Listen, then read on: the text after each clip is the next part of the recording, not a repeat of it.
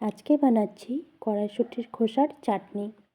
কড়াইশুঁটির খোসার চাটনি বানানোর জন্য নিয়ে নিচ্ছি কড়াইশুঁটির খোসা। কড়াইশুঁটির খোসার থেকে মাঝখানের অংশটা ফেলে দিব। এভাবে করে সবগুলো কড়াইশুঁটির খোসা বেছে নিয়েছি।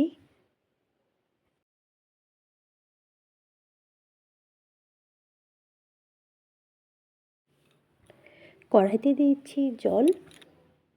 এখন দিয়ে দিচ্ছি কড়াইশুঁটির খোসা। কড়াইশুঁটির খোসা খুব ভালো করে সিদ্ধ করে নিচ্ছি।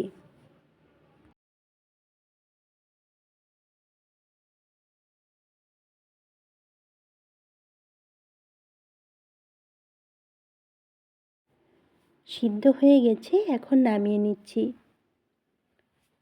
ঝালের জন্য দিয়ে দিচ্ছি কাঁচা লঙ্কা, দিয়ে দিচ্ছি আদা। এখন বেটে নিচ্ছি। বাটা হয়ে গেছে, কড়াইতে দিচ্ছি সরিষার তেল। তেল গরম হয়ে গেছে, ফোড়নে দিয়ে দিচ্ছি শুকনো লঙ্কা, কালো জিরে।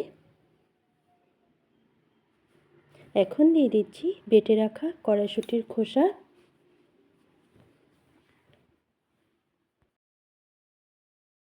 খুব ভালো করে ভেজে নিতে হবে। দিয়ে দিচ্ছি পরিমাণ মতো নুন, দিয়ে দিচ্ছি চিনি।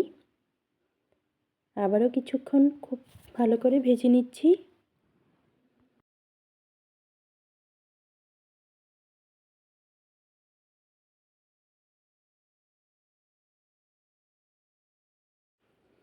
খুব ভালো করে ভাজা হয়ে গেছে, কড়াইশুঁটির খোসার চাটনি হয়ে গেছে। এখন নামিয়ে নিচ্ছি।